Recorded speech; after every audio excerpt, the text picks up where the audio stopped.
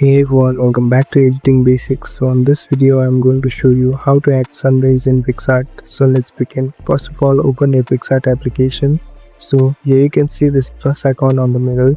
Tap on this to create or open a new project. Now you can select any of your photos or create a blank project. So you have entered this editing platform.